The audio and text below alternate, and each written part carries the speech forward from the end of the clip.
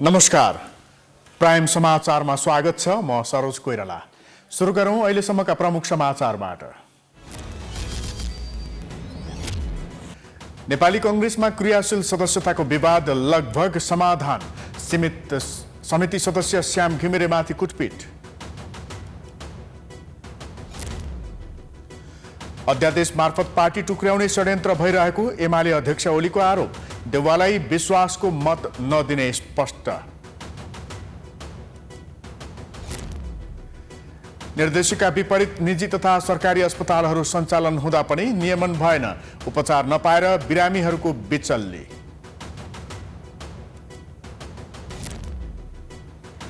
युरोपका विभिन्न देशहरूमा बाढीका कारण 120 जनाको मृत्यु, सयौं बेपत्ता।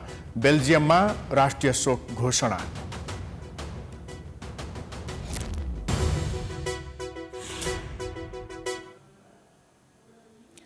अब समाचार विस्तारमा। नेपाली कांग्रेसले 14औं महाधिवेशन केन्द्रित 3 विषयमा छलफल गर्दै क्रियाशील सदस्यता विवाद समाधान भएको जनाएको छ। प्रधानमन्त्री निवास बालुवाटारमा बसेको पदाधिकारी र पूर्व पदाधिकारी बैठकले महाधिवेशन सम्बन्धी 3वटा विषयमा छलफल गरेको हो। निर्वाचन समिति, नेपाली कांग्रेस केन्द्रीय क्रियाशील सदस्यता छानबिन समिति र समायोजन समितिका विषयमा छलफल भएको नेपाली कांग्रेसका नेता रमेश लेखकले जानकारी दिए। उनले क्रियाशील सदस्यता सम्बन्धित कार्य सम्पन्न भएको जानकारी दिए। नेपाली कांग्रेसको आगामी 14औं महाधिवेशनलाई समयमा नै सम्पन्न गर्ने विषयहरूसँग सम्बन्धित भएर केन्द्रित भएर छलफलहरू भएका छन्। 14औं महाधिवेशनका निमित्त ओडादेखि केन्द्रसम्म हुने सबै अधिवेशनहरूमा निर्वाचन सम्पन्न गर्ने जिम्मा लिएको छ। निर्वाचन समितिले मस्यौदा गरेको निर्वाचन निर्देशिकाको विषयलाई, निर्वाचन समितिको तयारीको विषयलाई र आगामी दिनमा कसरी अगाडि बढ्ने भन्ने विषयमा निर्वाचन समितिसँग सम्बन्धित विषयमा छलफल भएको छ। पदाधिकारीहरू बीच छलफल भएकै दिन क्रियाशील सदस्यता छानबिन समितिका सदस्य श्याम घिमिरेमाथि कुटपिट भएको छ। सिन्धुपाल्चोकको क्रियाशील सदस्यतालाई लिएर आफूमाथि सोही जिल्लाका नेता मोहन बस्नेत निकट कार्यकर्ताले कुटपिट गरेको घिमिरेको आरोप छ। साथीहरूले बोलाएपछि म बाहिर निस्किए बेलामा चाहिँ त्यही आक्रमण भएको। प्रदीप पौडेललाई पनि खोज्नुभयो उहाँहरूले। अब प्रदीप पौडेल कहाँ छ त्यसलाई पनि निकाल भन्नुभयो। मैले प्रदीप पौडेल यहाँ हुनुहुन्न, घर जानुभएको छ भने, तर उहाँ सञ्जोले ती हुनुहुँदो रहेछ त मलाई थाहा थिएन। मलाई पनि थाहा थिएन, म घर जानुभएको थाहा थियो मलाई। अनि प्रदीप पौडेललाई पनि निकाल भनेर भन्नुभयो। अब उहाँले गाली गलत मुख छाड्ने यताउता गर्नु पछि अनि हात पनि छाड्नुभयो। अनि भाका बोका दुईचार मुड्के लात्ता सात्ताले हिर्काएर। कांग्रेसको क्रियाशील सदस्यता देशभित्रका 8,52,000 र विदेशमा रहेको समेत गरेर करिब 9 लाख क्रियाशील सदस्य पुगेका छन्। कांग्रेसको वडा स्तरको अधिवेशन साउन 12 गते सुरु गर्ने भनिए पनि उक्त मिति सार्नुपर्ने अवस्था सिर्जना भएको छ। नेकपा एमालेका अध्यक्ष केपी शर्मा ओलीले संविधान र लोकतन्त्रलाई उपहास गरेर अदालतले निर्णय गरेको बताएका छन्। संसद भवन नयाँ बानेश्वरमा बसेको एमाले संसदीय दलको बैठकमा ओलीले संविधानको मूल्य र मान्यता विपरीत जनताको जनादेशलाई उपहास गरेर अदालतको आदेश भएको बताएका हुन्। मुलुकलाई निर्दलीयतातर्फ लैजाने षड्यन्त्र भइरहेको भन्दै उनले एमाले विभाजन गर्ने षड्यन्त्र भइरहेको बताए। ओलीले सर्वोच्च अदालतको संवैधानिक इजलास गठनकै बेलादेखि फैसलाको पूर्वाभ्यास भइसकेको समेत बताएका छन्। आफ्नो सरकार परिवर्तनमा विदेशी हस्तक्षेप भएको समेत उनको आरोप छ। हामी बाहेकको सरकार बनाउने उद्देश्यका साथ भएको थियो। मान्यजीहरूले सुन्ने भएको छ। केही नेताले मलाई 5 वर्षका लागि अफर आएको थियो। 5 वर्षका लागि अफर आएको मैले त्याग गरेर म अरूलाई प्रधानमन्त्रीमा अगाडि सारेर म पछाडि हटेँ भन्ने कुरा साथीहरूले सुन्नुभएको छ। बैठकले जनादेशलाई पूर्ण इन्कार गरेर अदालतले गरेको निर्णय विरुद्ध जनतामा अभियानका साथ जाने निर्णय समेत गरेको छ। बैठकमा माधव नेपाल पक्षका सांसदहरूको भने सहभागिता थिएन। प्रमुख सचेतक विशाल भट्टराईले अर्को बैठकमा खनाल नेपाल पक्षका असन्तुष्ट सांसदहरूलाई सहभागी गराउन प्रयत्न गर्ने जानकारी दिए। केही समयदेखि हाम्रो दलका केही सांसदहरू केही नेताहरू असन्तुष्ट समूह भनेर अलिकति भिन्नै समूहगत रूपमा समूहबद्धताका आधारमा बैठकमा अनुपस्थित देखिँदै आउनुभएको छ। आज असन्तुष्ट भएर बैठकमा अनुपस्थित भएका केही हाम्रा पार्टीका सांसदहरूको हकमा अर्को बैठकमा उपस्थित हुने वातावरण निर्माण गर्ने काम चाहिँ यो बीचमा यो पार्टीले गर्नेछ। बैठकले खोपको प्रबन्ध भइसकेकाले सबै नागरिकलाई कोरोना विरुद्धको खोप लगाउने कुरामा पनि सरकारको ध्यानाकर्षण गराएको छ।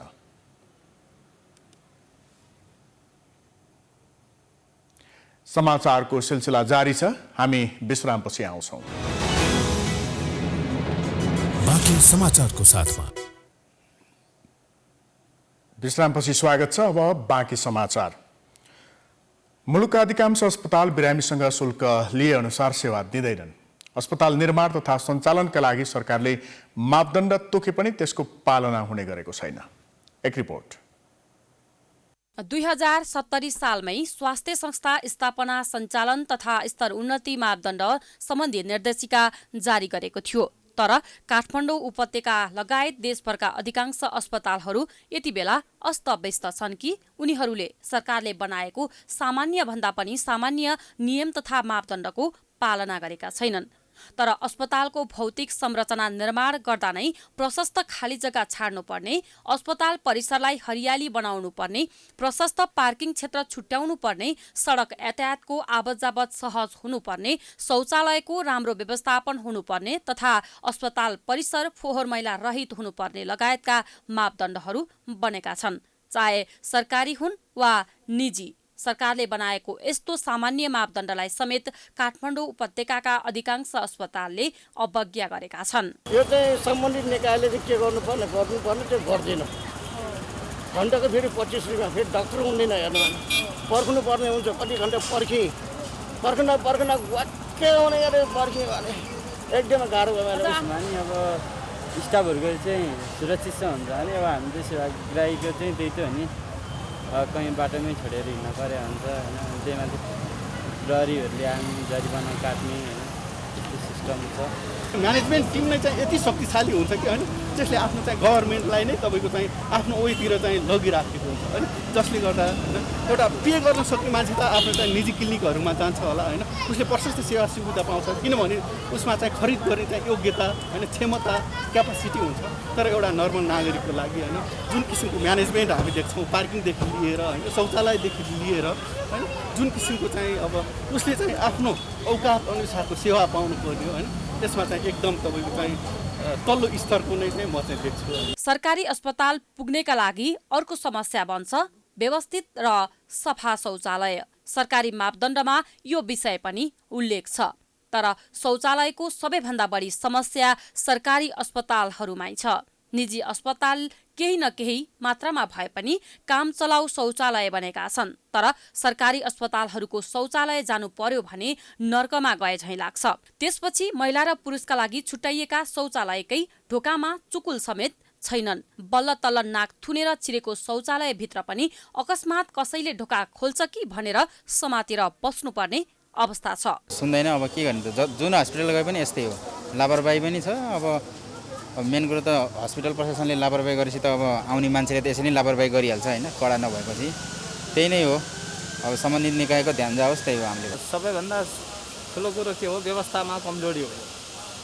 अब यो व्यवस्था मिलाउन चाहिँ अब एक त सबभन्दा ठुलो निकाय सरकारी निकायलाई भने सरकारी मन्त्रालय अन्तर्गतको कुरो हो। यो अनुगमन गर्नु पर्यो। मन्त्रालयले चाहिँ कहाँ के छ हेर्नु पर्यो, बुझ्नु पर्यो, त्यही अनुसारको चाहिँ त्यहाँ व्यवस्था गरिदिनु पर्यो। नभएको ठाउँमा चाहिँ समस्या भएको ठाउँमा चाहिँ समस्याको समाधान गरिदिनु पर्यो। निजी अस्पतालको अवस्थामा पनि यस्तै छ।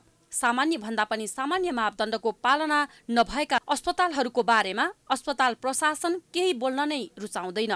स्वास्थ्य मन्त्रालयले समेत मापदण्ड बनाउनु अगाडि सञ्चालन भएका अस्पतालहरूलाई यस्ता नियम पालना गराउन कठिन हुने भन्दै पन्चिने गरेको छ।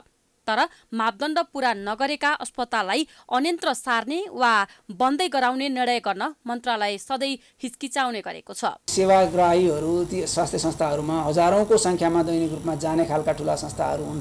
त्यहाँ सानो पनि त्रुटिहरू भए भने पूर्वाधारहरूले गर्दा सेवा प्रवाहमा कठिनाइ भयो, मानिसलाई अरू त्यहाँ सेवा लिन जाँदा पार्किङको कुरा होला, हिँडुलको कुरा होला, अरू कुनै विपद हुँदा दुर्घटना हुँदाखेरि त्यस्तो ठुलो ठाउँहरूमा झन् ठुलो क्षति हुन सक्ने हुन्छ।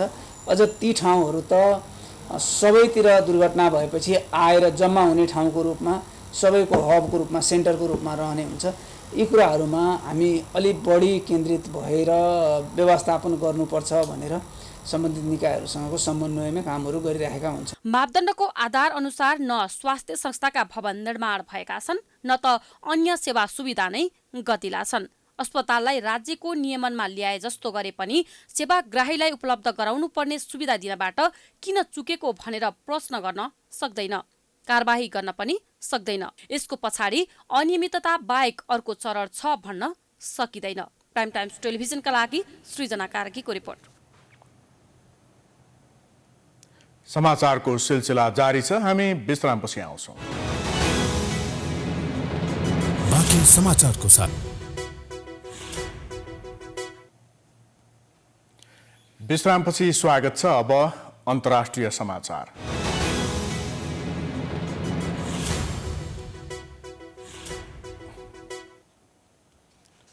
युरोपका विभिन्न देशहरूमा बाढीका कारण 120 जनाको मृत्यु भएको छ भने सयौं बेपत्ता भएका छन्। पछिल्लो एक दशक यता युरोपमा बाढीका कारण जनधनको निकै क्षति भइरहेको छ। पश्चिमी युरोपमा त झन बाढीले तहस नहस बनाएको छ। बाढीले पुर्याएको क्षतिको कुनै हिसाब नभएको बीबीसीले उल्लेख गरेको छ।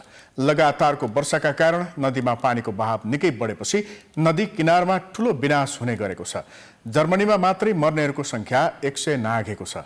चान्सलर एन्जेला मार्केलले मौसम परिवर्तनको विरुद्ध दृढ लडाईँको लागि आह्वान गरेकी छिन्।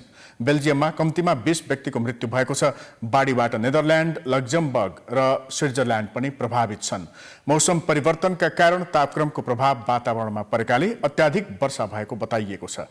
बाढीले तहस नहस पारेपछि बेल्जियमका प्रधानमन्त्री अलेक्जेन्डर डी क्रोओले 20 जुलाईलाई शोक दिवसको रूपमा मनाउने घोषणा गरेका छन्।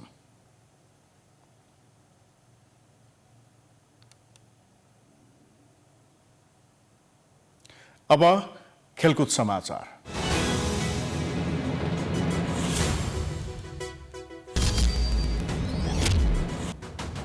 नेपाली कांग्रेसमा क्रियाशील सदस्यताको विवाद लगभग समाधान। समिति सदस्य श्याम घिमिरेमाथि कुटपिट।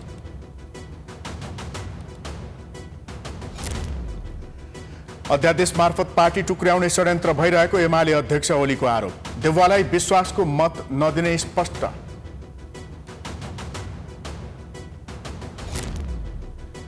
निर्देशिका विपरीत निजी तथा सरकारी अस्पतालहरू सञ्चालन हुँदा पनि नियमन भएन। उपचार नपाएर बिरामीहरूको बिचल्ली।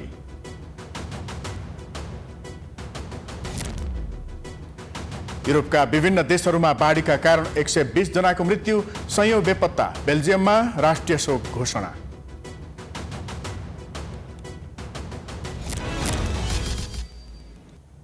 समाचार अहिलेलाई सकियो। हेर्दै गर्नुहोला प्राइम टाइम्स टेलिभिजन। नमस्कार।